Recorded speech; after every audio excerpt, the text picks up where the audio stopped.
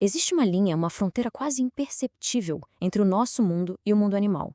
Uma barreira que, quando rompida, pode libertar horrores que deveriam permanecer adormecidos.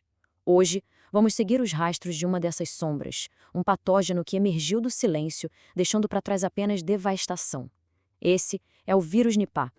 A história começa em 1998. Lá, em vilarejos isolados da Malásia, algo estranho começou a acontecer nas fazendas de porcos. Uma febre que surgia do nada, seguida por uma confusão mental que muito rápido virava escuridão. Os médicos até tentaram dar um nome: encefalite, inflamação do cérebro. Mas era mais do que isso. Era um inimigo que ninguém conhecia. Rápido e completamente implacável. Para entender essa ameaça, a gente precisa seguir os rastros. Nossa investigação começa na Malásia, onde tudo nasceu. Depois, vamos descobrir a identidade desse assassino silencioso, entender como ele age, como ele destrói o corpo de dentro para fora. E no final, vamos encarar a pergunta que não quer calar: o quão perto estamos de uma defesa ou de um novo desastre global? Então, vamos voltar ao marco zero, ao momento exato em que o silêncio foi quebrado por um inimigo que ninguém via, mas cujos efeitos, esses eram impossíveis de ignorar. O primeiro erro, como em muitas dessas histórias, foi subestimar um inimigo.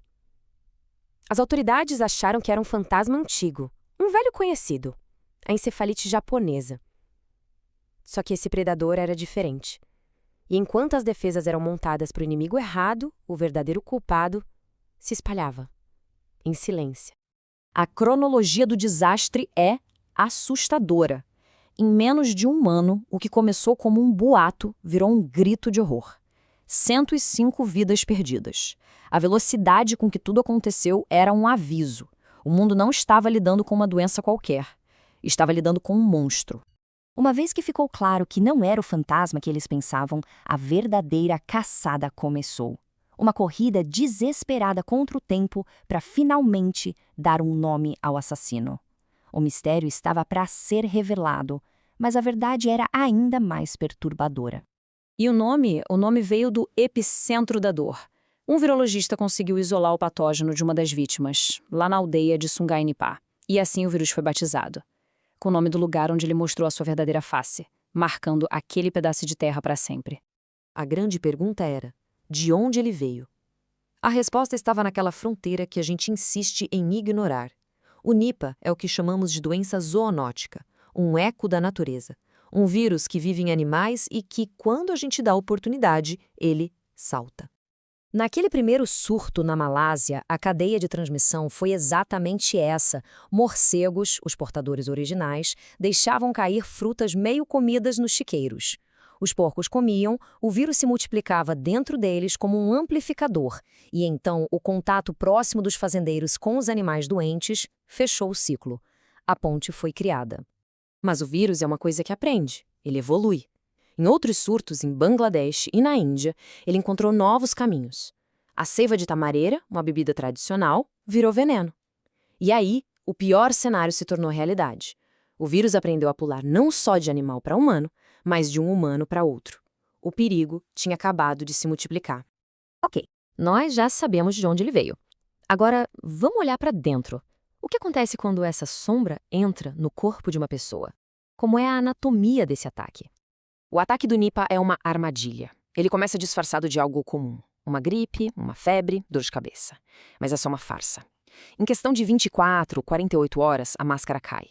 O vírus marcha direto para o cérebro, causando uma inflamação violenta que vai, literalmente, apagando as luzes da consciência, uma por uma, até o coma. E é aqui que está o segredo da sua letalidade.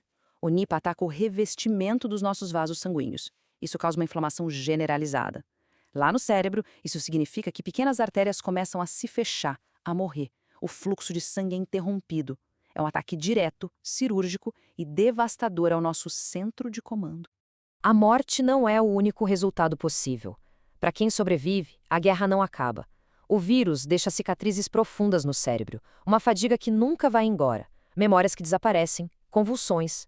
O corpo sobreviveu, sim, mas uma parte da mente ficou para sempre naquele campo de batalha. O dano, na maioria das vezes, é permanente.